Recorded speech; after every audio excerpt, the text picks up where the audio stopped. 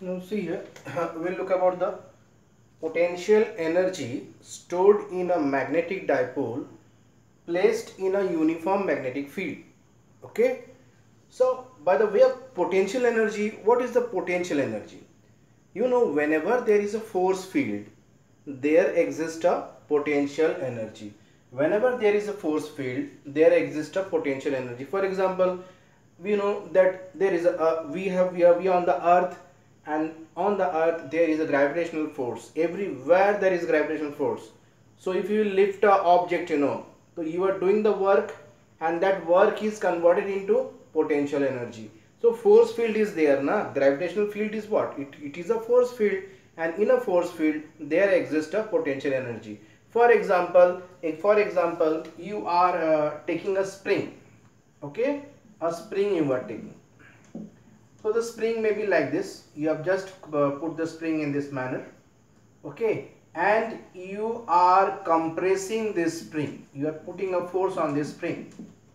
So if you put the force on a spring, then what will happen? That this body will move and the spring will get compressed. The spring will get, what happens? It will get compressed like this. Okay. We put the force here, then the spring will get compressed, and we say that now our work done in displacing this body is stored as the potential energy of the spring. So कहीं भी देखो आपकी gravitational potential energy, spring potential energy, उसी प्रकार आपको मालूम था कि we were having a electric field, and in the electric field a dipole was having a potential energy, a charge was having a potential energy. You do the work and that work is converted into potential energy. But remember, when you will do the work, you will be doing work very slowly, है ना? देखो आप ये work करते हो, है ना, और आपको चाहिए कि पूरा वर्क जो है पोटेंशियल एनर्जी में कन्वर्ट हो जाए. ये कब पॉसिबल है? कि आप अगर वर्क करते हो और स्पीड करते हो, स्पीडी वे में अगर आप वर्क करते हो, तो आपकी वर्क जो है कुछ काइनेटिक एनर्जी में हो जाएगी और कुछ क्या हो जाएगी? पोटेंशियल एनर्जी में हो जाएगी. मींस पूरी तरह आपकी वर्क पोटेंशियल एनर्जी में चेंज नहीं होगा. So in order to work, in order that our whole work is changed into potential energy, we have to do work slowly. So if you displace the body slowly in a force field, then your entire work will be stored as a potential energy, or your work done is converted into potential energy. तो spring potential energy होता है, उसके बाद ये gravitational potential energy होता है, electrostatic potential energy होता है. उसी प्रकार in magnetic field also, if you will do work on a dipole in a magnetic field also, if you will turn the dipole, then what happens? You know that a magnetic dipole in a magnetic field experiences what? Experiences a torque. It gets a torque. So if you will do work against this torque, then you are doing work now against the field. That means your work is converted into potential energy, provided your work should be done very slowly. That full work done is converted into potential energy. So dear students, today's topic is what is the potential energy stored in a magnetic dipole placed in a magnetic field. Okay, so you can say the topic is potential energy, है ना, stored in a magnetic dipole placed in a uniform, say we are taking uniform magnetic field B. So this is our topic. Now see, for example, we are having the uniform magnetic field like this. Okay. Now say, for example, our dipole was here. Say our dipole was here. Now I am representing the dipole by this arrow mark, and this one means this is the north pole and this is the south pole. So the magnetic moment will be here, and now this is making an angle of theta, and this is the uniform magnetic field. So can you tell me that what is the torque present at this particular angle theta?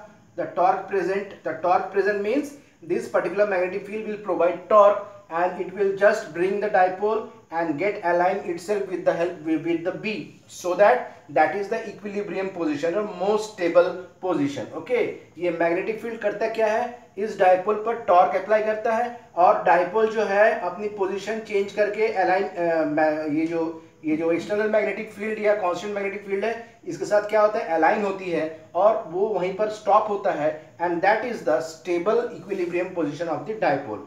We know that torque on the dipole कितना होता है, torque on the dipole is equal to your mb क्या होता है, sine theta होता है. ठीक है ना. Okay, now for example I am just what I am doing is that I am taking the dipole, say I am just turning the dipole from theta 1 to theta 2. से example ये theta 1 से मैंने क्या किया, theta 2 में dipole को turn किया है. तो इसमें टर्न करने में मतलब डाइपोल को थीटा 1 से थीटा 2 में टर्न करने में how much work I have to do. So for example उसके पहले आप सोचो कि the differential work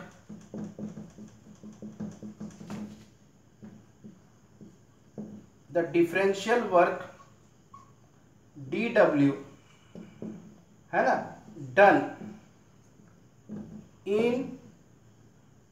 in small angular shift d theta of dipole is कितना होना चाहिए, ये डिफरेंशियल वर्क जो हो जाता है वो कितना होता है, tau times d theta. Now ये रोटेशनल मोशन है, ऑफ कोर्स तुमने जो ट्रांसलेशन मोशन पढ़े थे तो जो work done is equal to force into displacement था, तो इसमें क्या होता है, रोटेशनल मोशन में क्या होता है, work done is equal to force की जगह में क्या आया, टॉर्क आया, और इसमें इसकी जगह में क्या आया, एंगुलर डिस्प्लेसमेंट आया. तो इस केस में डी डब्ल्यू is equal to tau d theta है, तो मेरे को डाइपोल को कहां से कहां शिफ्ट कर रहा है, थीटा 1 से थीटा 2 में. तो what is the work done है ना, what is the work done now in transferring the dipole, means in just rotating the dipole from theta 1 to theta 2. okay, so उसमें work done जो हो जाएगा that is equal to integration theta is equal to theta 1 से कहाँ तक का कर रहे हैं, theta 2, and tau का इक्वेशन यहाँ से पुट करो तो mb sin theta into क्या हो गया, d theta. now if you will solve this particular thing here, if you will solve this one, then your work will be coming to be mb sin theta. now here m is what, m is the magnetic moment, b sin theta. तो mb sin theta का integration क्या होता है, minus cos theta, और integration क्या है बताओ, theta 1 से थीटा 2. माइनस को यहाँ लेके आ जाओ तो w is equal to minus mb और cos क्या हो जाएगा, अपर लिमिट पुट करो theta 2 minus lower limit put करो cos थीटा 1. तो इसको लिखने का तरीका ऐसा होता है कि माइनस mb cos थीटा 2 लिखो और minus of minus mb cos theta 1 लिखो. समझ में आ रहा है ये चीज मैंने कैसे लिखा, देखो होना चाहिए तो minus mb cos theta 2 minus into minus क्या हो गया, प्लस हो गया, तो माइनस इंटू माइनस प्लस, लेकिन मैंने प्लस नहीं किया, इसको माइनस में छोड़ा. तो हम 11th क्लास में पढ़े थे कि work done is equal to, यहाँ पर क्योंकि ये यहाँ पर जो मैग्नेटिक फील्ड है, तो मैग्नेटिक फील्ड में वर्क डन जो होता है that is equal to change in potential energy, u2 minus u1, change in the potential energy. This is what, change in potential energy, change in potential energy. तो इसका मतलब क्या होता है कि general expression for potential energy कितना होगा, that is equal to u2. देखो u2 भी इतना ही है, u1 भी इतना है, तो u is equal to कितना हो जाता है, ये general equation minus mb cos theta बोल सकते हैं. देखो m क्या है, vector quantity, b vector quantity, लेकिन दोनों स्केलर में अभी फिलहाल है, cos थीटा है, तो इसको वेक्टर फॉर्म में अगर लिखते हम लोग तो एक तो पोटेंशियल एनर्जी इज स्केलर, तो स्केलर मतलब क्या होता है, देखो ये दोनों वेक्टर का क्या हो जाएगा, माइनस m डॉट b का क्या हो जाएगा, मतलब डॉट प्रोडक्ट हो जाएंगे. ठीक है ना, there will be dot product. So this is the expression for the potential energy stored in the dipole in a uniform magnetic field at an angle theta. This expression we have found out by derivations.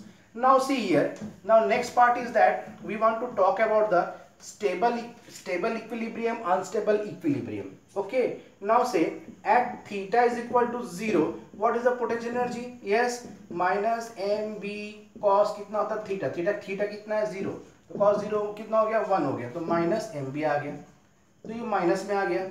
Eight theta is equal to 90 degree, बताओ मेरे को potential energy कितना हो जाएगा, minus M B cos कितना हो गया 90, that becomes your 0।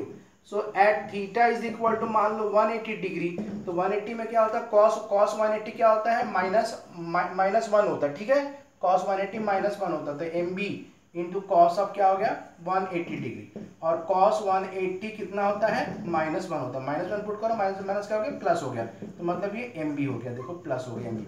तो यहाँ पर बताओ मेरे को तीनों में किसकी एनर्जी किसकी पोटेंशियल एनर्जी ज्यादा है, किस ओरिएंटेशन में, किस अलाइनमेंट में? थीटा इज इक्वल टू 180 में बहुत ज्यादा सर, ये प्लस एम बी है, थीटा इज इक्वल टू 0 में देखो माइनस है, माइनस तो कम है, और थीटा 90 में 0 है। तो जहां माइनस एनर्जी वाली बात है तो उसको हम लोग क्या बोलते हैं, मोस्ट स्टेबल इक्विलिब्रियम कंडीशन।